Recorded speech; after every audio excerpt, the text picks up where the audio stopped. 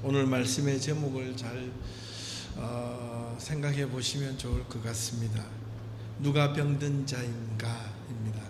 오늘 읽었던 말씀은 저와 여러분들 잘 알고 있는 말씀입니다.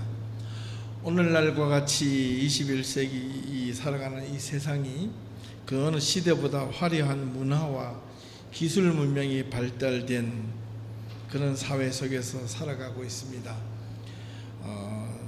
돌아보면 사상으로 유례가 없을 정도로 문화가 발달되고 화려합니다. 기술 문명은 끝을 모르고 발전하고 달려가고 있습니다. 그래서 세상은 행복과 기쁨으로 가득 차 있을 것 같지만 도리어 돌아보면 생각보다 그렇지 않습니다. 좀 더 잘 살고 예전보다는 분명히 잘 입고 잘 사는 시대가 되었지만 생각할수록 인간과의 관계, 인간의 개인의 내면은 뭔가 모르게 더 공허하고 불안하고 무언가 모르는 어떤 두려움에 점점 쌓여가고 있지 않는가입니다. 미래에 대한 불확실과 개인의 무능력, 이런 것들이 대표적인 케이스가 아닐까 생각을 해봅니다. 또는 개인의 건강, 재물, 가족 간의 또한 관계 등 때문에 우리는 이러한 삶들이 어려움을 경험하고 그 어려움을 떨쳐버리지 못하고 무언가 홀린 듯 어딘가에 끌려 살아가고 있는 것이 오늘 우리들의 모습이 아닌가 생각합니다. 어른들은 이런 진정한 삶의 가치가 있어서 쫓아가는 것이 아니고 뭔가 모르게 살아가야 되기 때문에 돈을 일하는 그 돈을 위해서 벌어야 하는 생각보다 그 기계적 인간이 되어버렸고, 아이들도 어른들 그 모습을 따라서 공부하고 좋은 대학 가야 되고 좋은 직장 가져야 되고 또 많은 것을 얻어야지만 잘 살 수 있다는 그런 가치를 과연 누가 심겨주고 있습니까? 아이들 역시 어른들의 모습을 따라 점점 기계적 인간이 되어가고 있지는 않는가, 그런 안타까움을 금할 수가 없습니다. 그들의 그 어린아이들의 미래와 부와 행복을 위해서 지금 아이들은 그들이 한 번밖에 없는 그런 청소년 시기의 푸른 꿈을 도리어 공부라는 이름으로 짓밟히고 족쇄를 당하고 있지는 않는가, 그런 생각이 듭니다. 미래에는 좀 더, 내일은 좀 더 나아지겠지 하며 어른들은 열심히 앞을 향해 살아가고 달려가지만 돌아보면 우리의 삶에 그렇게 크게 나아진 것도 별로 없습니다. 한번 반문해 보시면 그렇지 않을까요? 세상은 알게 모르게 이렇듯 무언가에 모르게 온통 무언가 알지 못하는 그런 이상한 신음소리로 가득합니다. 도리어 세상은 신음소리를 내지 아니하면 이상할 정도로 그런 세상이 되어버렸습니다. 심지어 자연까지도 온갖 신음소리를 내고 있습니다. 오늘 본문의 말씀을 통하여 과연 누가 병든 자인가, 그 모습을 한번 살펴보고자 합니다.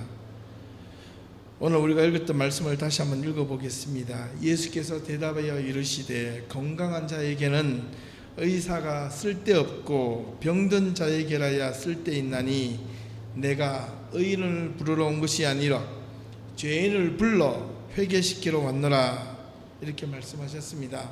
자, 예수님께서 무슨 이유로 누구에게 이런 말을 했는가가 중요합니다.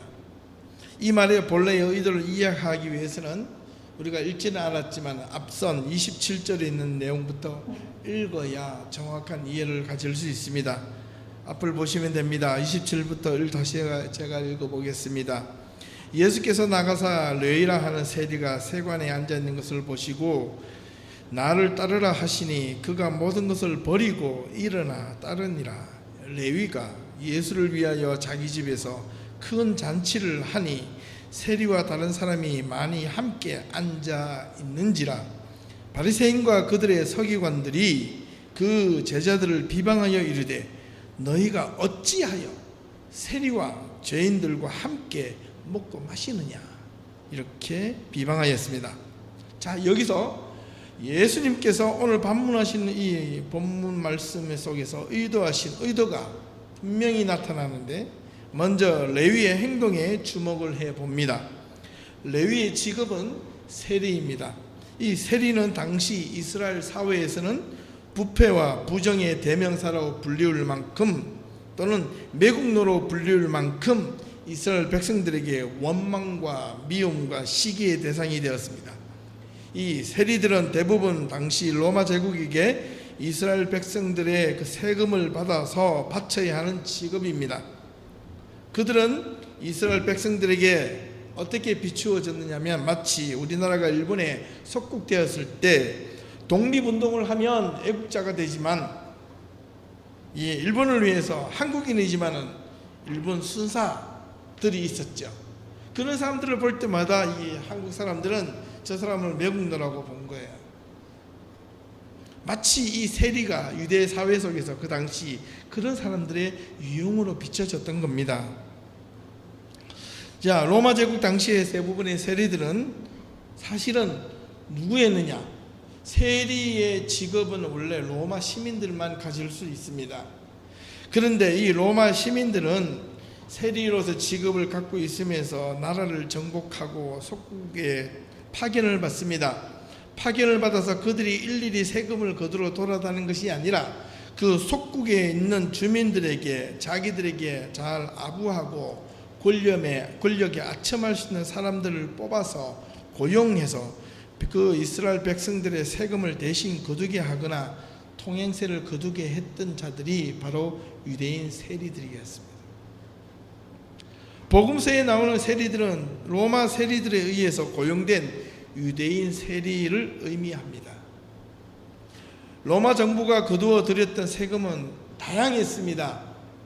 평범한 삶을 살아가는 유대인들에게는 이 세금을 감당하기가 너무나도 힘들고 버거운 상태였습니다.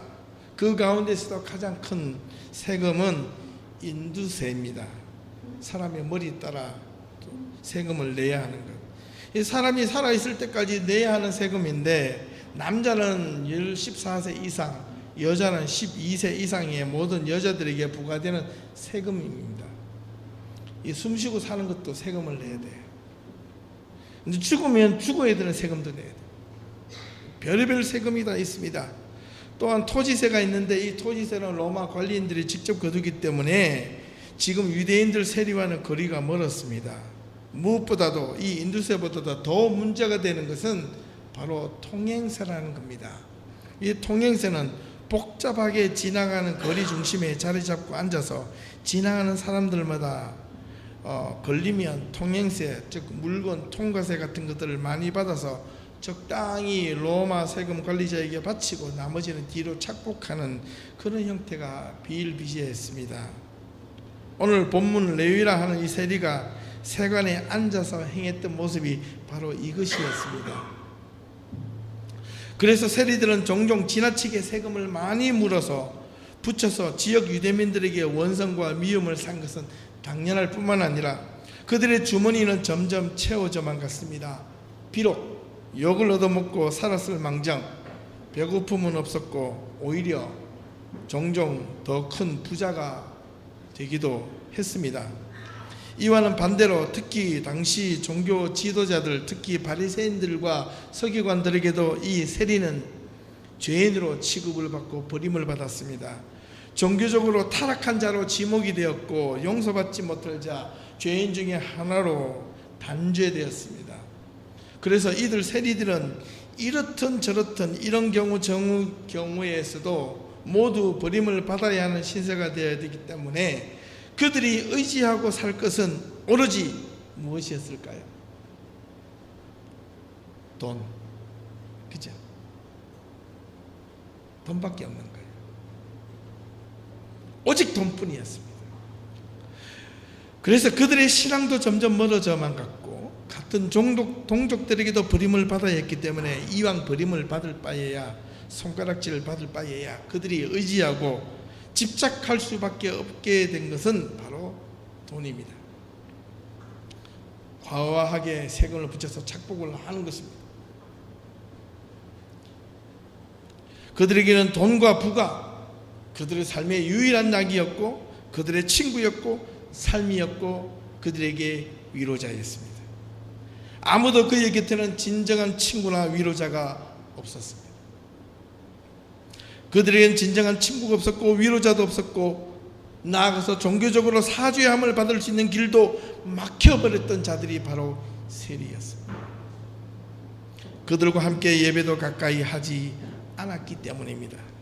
그들을 병자 취급하였고 가까이 가거나 대화해서는 안 될 버림받은 자로 취급당했기 때문에 그들의 삶이 아무리 화려했을지라도 그들이 가지고 있는 돈으로 그들의 배고픔은 면하고 그들의 삶은 풍요로웠을지라도 그들의 내면의 고통, 고독, 외로움, 그들의 내면에서 알지 못하는 신음소리는 그 누구도 해결해 주지 못했습니다.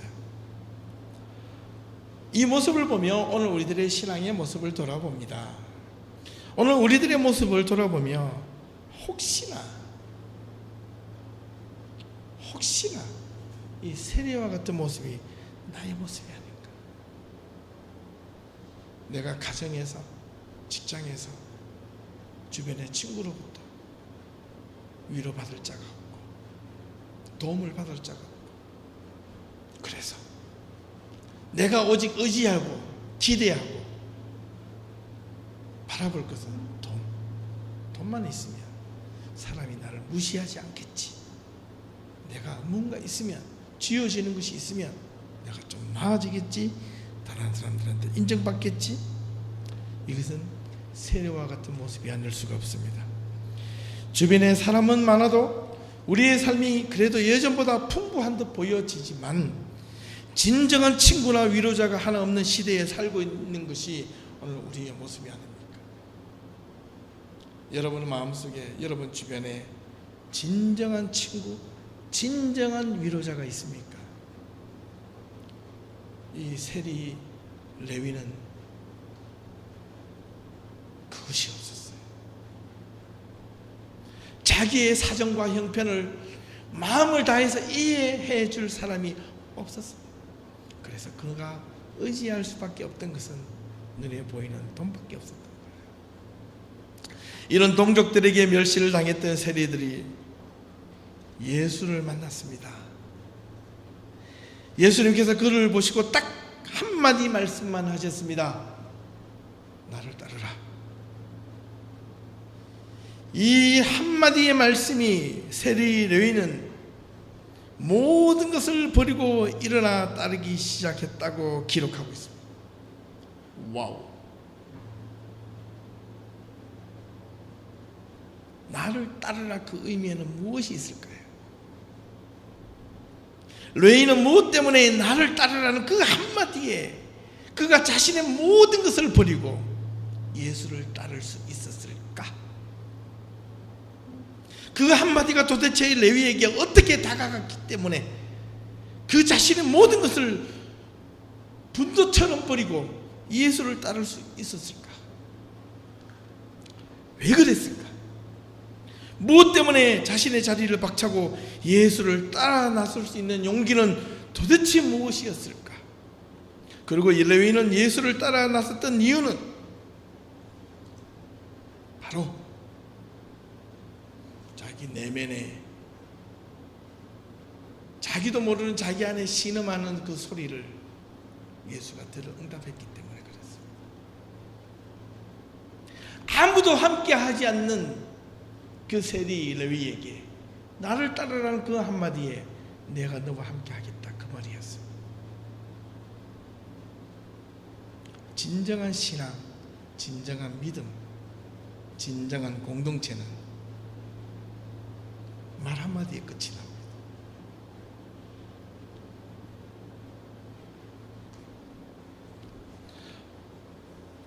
종종 큰 교회 같은 데는 여러 가지 경조사가 있습니다. 주변에 많은 사람들하고 있는 사람들은 그 경조사를 보면 많은 사람들 찾아가서 기뻐하고 함께 슬퍼하고 합니다. 많은 사람들이 특히 이제 슬픔을 당했을 때 찾아가서 위로해 주지만 그 위로의 소리가 잘 안 들려옵니다. 슬픔을 당한 사람. 그런데 그 슬픔을 당한 사람은 그 어떤 한 사람의 말 한마디에 그 수십 명 수백 명이 찾아와서 위로하는 말보다 진짜 위로가 되는 사람이 있습니다. 그 말이 뭘까요? 옆에 와서 같이 앉아서 말없이 울어주고 딱 한마디, 힘들지? 그 한마디가 다 녹아져. 이런 동족들에게, 종교 지도자들에게 멸시를 당했던 세리였던 이 레위도 예수를 한 번 만남으로 인하여 그의 인생이 변했습니다.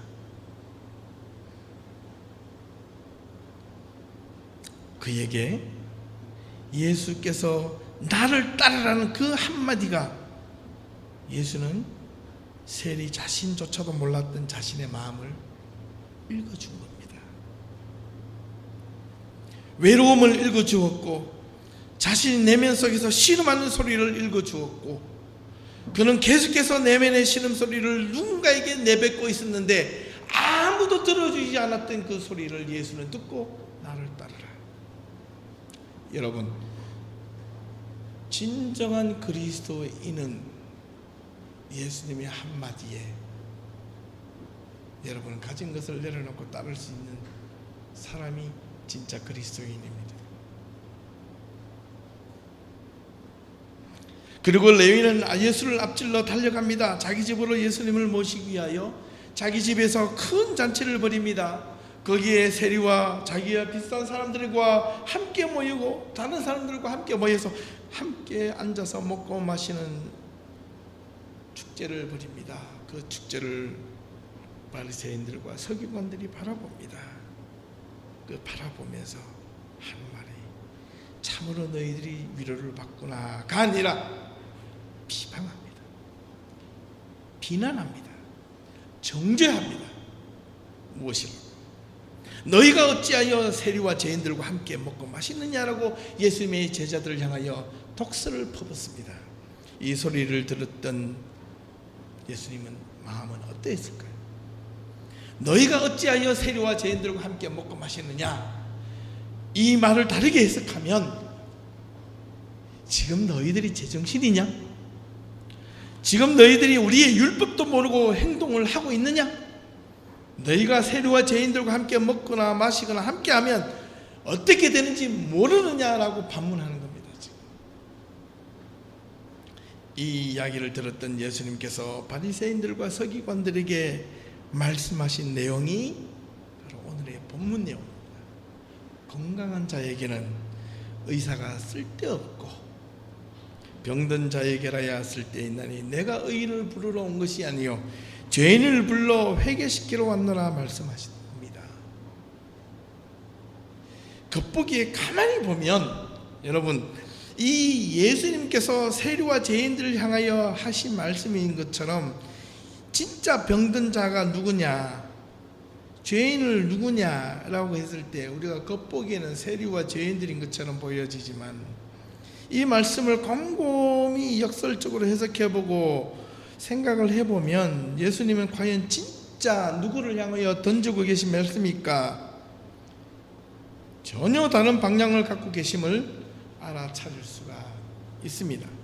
세리와 죄인들이 과연 병든 자로 생각해서 예수님은 바리새인과 서기관들을 향하여 말씀하신 것일까? 아니라는 겁니다.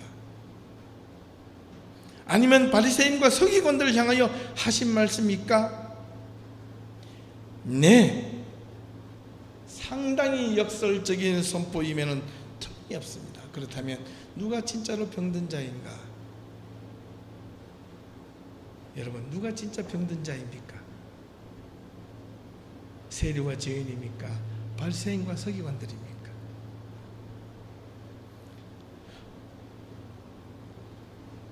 겉보기에는 예수님께서 세리와 죄인들이 병든 자로 취급한 것처럼 보여지지만 예수님이 진짜 마음에 담아두고 생각하시고 마음에 실제로 진짜 병든 자는 바리새인과 서기관들이었다는 것을 말씀합니다.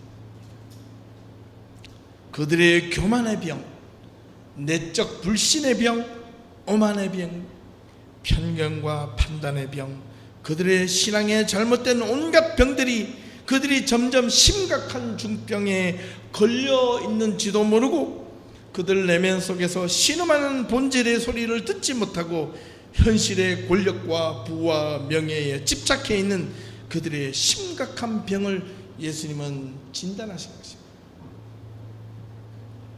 그들이 도리어 죄인이요 그들이 세리보다 더 심각한 죄를 짓고 있는 자들임을 간접적으로 역설하신 내용입니다.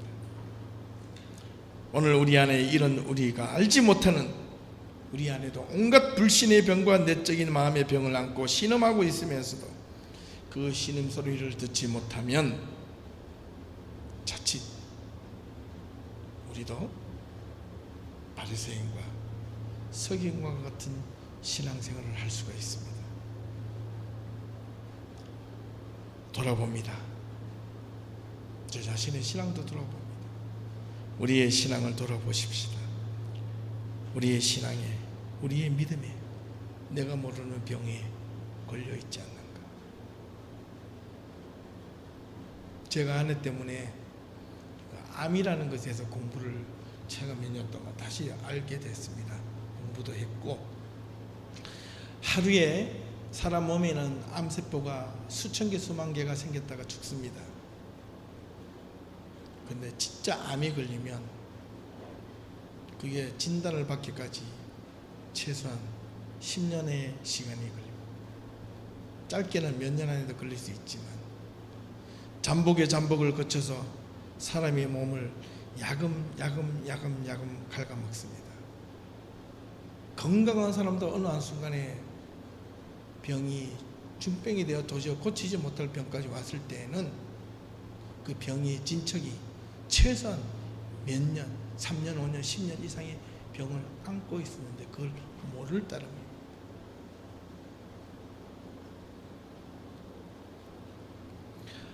우리는 우리 안에서 들려지는 무언가의 병을 발견할 수 있어야 됩니다. 믿음의 눈으로. 여러분은 병 가운데 가장 무서운 병이 무엇일까요? 암이 아닙니다. 팔다리가 잘려가는 게 아닙니다. 병 가운데 가장 무서운 병은 마음병입니다. 마음의 병.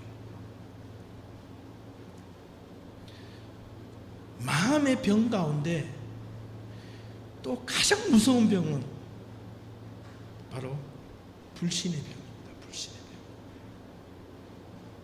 사람 마음에 불신이 생기면 신뢰가 없으며 그렇게 사랑했던 사람들도 미움과 저주의 대상이 됩니다.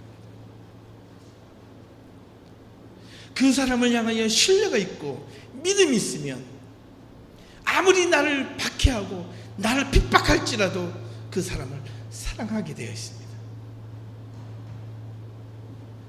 문제는 불신입니다. 그런데 교만으로 인하여 자신만이 옳다고 믿고 자기만을 위하여 살아가는 병이 이게 바로 불신의 병인데 마음이 병들면 이렇게 점진적으로 나타나는 증상이 있습니다. 마음이 병들면 생각이 병들고요. 생각이 병들면 행동이 병들게 나타납니다. 모든 행동들이 병든 모습으로 보여진다는 겁니다. 우리는 이러한 사람들을 가지고 뭐라고 부르냐면 염세적 인간이다 이렇게 불러요. 패시즘이라고 하죠. 염세주의. 세리와 죄인들은 스스로 병든 자로 인식하였던 반면 바리새인과 서기관들은 스스로 완벽한 자로 인식하고 있었다는데 문제가 있습니다. 오늘 우리의 사회는 병들고 가난하고 부족하며 무언가 남들보다 뛰어나지 않으면 인정받지도 못할 뿐더러 도리어 죄를 지은 것도 없는데 가진 것이 부족하다는 이유로, 가진 것이 없다는 이유로, 단지 원이 모를 병이 들어서 고통을 당한다는 이유로 왠지 모르게 막연하게 그냥 죄인 취급받으며 살아야 하는 경우가 많습니다. 하지만 우리 성도들은 달라야 합니다. 오늘 본문의 말씀을 통하여 예수님의 모습과 세리의 모습 속에서 우리는 진정한 위로를 받을 수가 있습니다. 세리의 행동이 무엇일까요? 예수의 한마디에, 나를 따르란 그 한마디에 세리는 모든 것을 버리고 예수를 쫓았습니다. 예수는 세리의 마음을 읽었습니다. 그게 스파크가 일어난 겁니다. 우리 그리스도인들은 예수를 보고 믿고 복을 달라고 기원을 하지만 예수를 따르려고는 하지 않아요. 잘 안 따르려고 한단 말이에요.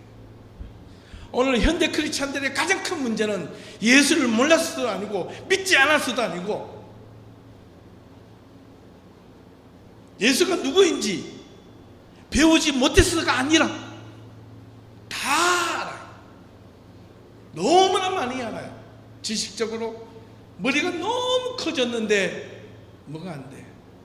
예수를 따르는 삶이 안 돼. 예수를 쫓지 않아. 예수를 바라보고만 있어. 이게 문제입니다.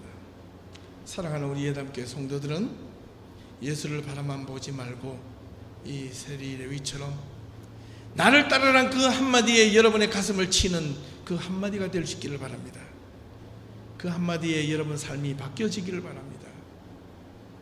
여러분의 인생이 바뀌어지기를 바라요. 여러분의 삶이 바뀌어지기를 바라요. 이따가 우리 예담교회가 미래의 방향을 위한 목회 세미나를 제가 할 텐데, 제가 한 달, 두 달 기도하며 눈물로 준비했던 사역의 방향입니다. 여러분이 정말 이 사역의 방향에 한마디라도 감동이 되고 뭔가 가슴에 빵 치는 것이 있다면 여러분 그 사역에 진심으로 동참해 주시기를 바랍니다. 그 자리에 함께 해주기를 부탁합니다. 함께 예수를 따라갈 수 있는 우리 예담의 공동체가 되기를 주님의 이름으로 축원합니다. 진심으로 소망합니다. 우리는 많은 것이 없어도 시작할 수 있습니다. 한 명, 두 명만 마음이 맞아도 시작할 수 있는 프로그램을 만들었습니다. 우리는 어떻게 달라야 하는가? 오늘 우리의 신앙을 돌아봅니다. 행여 내가 뻔뻔한 신앙인의 모습으로 살아가고 있는 것이 아니고 조금 지나면 모두가 없어질 세상 사람들이 추구하는 그런 부와 명예와 권력을 쫓아가는 그런 어리석은 예수 믿는 자들이 아니라 그런 바리새인과 서기관과 같은 그런 신앙인이 아니라 늘 예수님 앞에 책망받는 바리새인과 서기관들이 아니라 내 안에 늘 부족함을 깨닫고 내 안에 신음하는 소리에 내가 모르는 나의 속에서 부르짖는 나의 신음소리를 내가 귀담아 듣고 그 소리가 자신이 죄인임을 깨닫고 주님께서 우리를 부르시는 한마디 나를 따르라, 그 한마디에 우리는 진심으로 귀를 기울일 수 있기를 바랍니다. 레위는 예수를 따라가라는 그 한마디에 즉각적인 반응과 순종이 있었습니다. 그렇게 할 수 있었던 것은 그의 인생에서 그 한마디가 그가 지난 모든 삶 가운데서 가장 강렬했고 가장 은혜스러웠던 말 한마디가 나를 따르라 했습니다. 여러분은 예수님의 말씀을 매일 묵상하지요? 성경을 읽지요? 기도하시죠? 예수님께서 여러분에게 던져지는 한마디가 여러분의 가슴을 친다면 여러분 레위처럼 여러분의 인생을 바꿀 수가 있습니다. 바뀌어집니다. 그거를 찾도록 몸부림치십시오. 몸부림치십시오. 몸부림을 치셔야 합니다. 오늘 이 시대는 몸부림치지 않기 때문에 오늘 우리의 사회가, 우리의 우리의 모습이 점점 나도 모르는 이 세속화된 세상에서 나도 모르게 타락해져 가고 있는 겁니다. 늪에 빠지면 몸부림을 쳐서 빠져나와야 됩니다. 근데 잘못 몸부림치면 점점 더 깊이 빠져들어가죠. 몸부림 쳤는데도 왜 자꾸 나는 빠져들어가지? 그런 사람들이 많아요. 신앙생활을 하면서 열심히 기도하고 열심히 하나님의 말씀대로 살아가려고 노력하는데 왜 내 인생은 점점 절망적이지? 점점 어렵게 되지? 제대로 몸부림쳐야 되겠죠.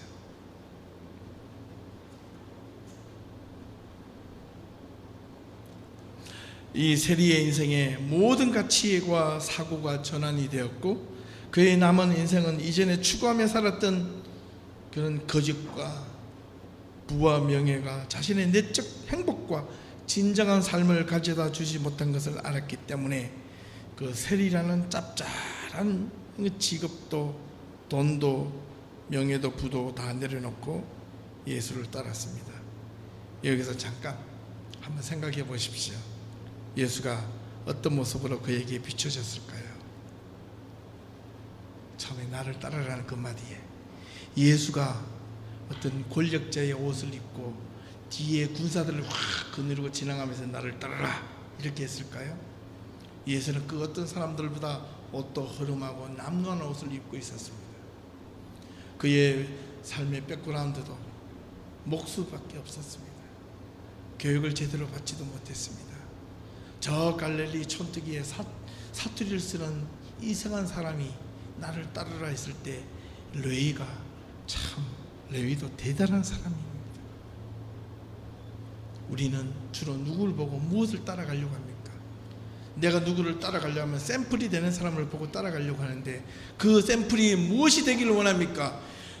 좋은 대학, 권력을 가지고 힘이 있고 돈 많고 능력이 있는 사람을 보고 다 따라가려고 하지 않아요? 그게 우리의 샘플이고 우리의 모델이 되기를 바라죠. 레위는 그 모습을 보고 예수를 쫓지 않았습니다. 레위가 진짜 예수를 쫓았던 것은 자기 마음을 이해해줬고 자기를 신음하는 소리를 들어주었던 그 소리를 듣고 따랐던 겁니다. 여러분들이 예수를 믿고 따를 때 예수의 능력과 권력을 믿고 따른다면 죄송스러운 이야기인데 우리가 예수를 믿어도 한참 잘못 믿고 있는 거예요. 진정한 위로자가 되시는 예수님은 능력과 힘으로 다가오지 아니하시고 우리 곁으로 말없이 위로자로 다가오십니다. 만약 세리가 예수를 따랐다가 그의 가치보다 그가 살았던 이 세리의 삶보다 덜 했다면 그는 얼마나 후회하고 가슴을 치며 원통해했을까요? 그러나 세리는 레위는 한 번도 후회하지 않았습니다. 성경에 없는 것을 보니까 끝까지 따랐을 것 같아요. 진정한 인생의 가치, 내면의 진짜 병든 것을 고쳐주시고 자신의 삶을 새롭게 만드는 이는 예수의 유일한 한마디 나를 따르라 였습니다. 여러분의 삶에 예수님의 한마디가 여러분의 삶을 이끌길 바랍니다. 여러분의 삶의 중심에 서 있기를 바랍니다. 여러분의 모든 행복과 때로는 어려운 삶 가운데에서도 예수님이 함께 하기를 바랍니다. 나를 따르라 그 한마디. 예수를 바라보고 복음 간구하지 말고 복만을 간구하지 말고 레위처럼 담대하게 예수를 따를 수 있기를 바랍니다. 그래야 성도이고 크리스찬입니다. 나를 따르라는 그 한마디가 여러분의 가슴에 깊숙한 곳을 칠 수 있기를 바랍니다. 여러분은, 저와 여러분은, 우리는 과연 정말 예수를 따를 준비가 되어 있는가? 가지고 있는 것 다 내려놓고 예수를 따를 준비가 되어 있는가? 믿음으로 따를 수 있는가? 그렇다면 최고의 은혜를 경험하게 될 것입니다. 누가 병든 자입니까? 오늘 살아가는 21세기 사회 속에서 급속하게 포스트 모던이라는 이 이름으로 사회가 전락하고 인간의 삶의 영역이 침투되어 버렸기 때문에 심각한 두려움과 위기를 맞고 있습니다.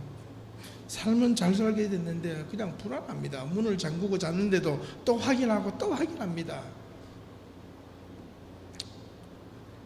우리는 보이는 병보다 보이지 않는 병을 먼저 치료받아야 합니다. 우리에게 진정한 위로가 이제 필요할 시점에 와 있습니다. 말씀의 위로가 되기를 바랍니다. 말씀의 힘을 얻고 말씀을 따라 나서라 말씀하실 때 먼저 우리는 그 말씀에 의지해서 자신의 자리를 박차고 일어날 수 있는 믿음과 용기가 필요합니다. 우리에게 이러한 믿음과 신뢰가 없이는 모두가 자칫 잘못하면 바리새인과 사두개인과 같은 서기관들처럼 세상과 믿음을 적당한 선에서 타협하고 하나님의 은혜를 간구하며 보여지고 비추어진 자들의 모습으로 살아가게 될지도 모릅니다. 이들은 서서히 병들어 가고 있었습니다. 예수님은 그것을 지적하신 겁니다. 믿음의 병, 삶의 병이 들어가고 더 이상 고칠 수 없을 때, 그 병의 심각함으로 말미암아 더 이상 회복되거나 고칠 수 없을 때 우리가 아무리 후회하고 돌이켜도 소용이 없습니다. 주님의 말씀 앞에 보다 바르게 깊게, 보다 깊은 의미로, 보다 가치 있게 우리와 저와 여러분의 모든 삶의 중심으로 하나님의 말씀을 깊이 있게 받아들여 줄 수 있기를 바랍니다. 그러면 여러분의 삶이 분명 날마다 새로워질 것을 믿습니다. 오직 예수와 함께하는 것이 저와 여러분의 삶에 가장 소중한 것임을 잊지 말고 이번 한 주간도 예수님의 말씀하실 때 그 말씀에 순종하며 따라가는 예담 성도들이기를 주님의 이름으로 축원합니다. 기도하겠습니다. 하나님,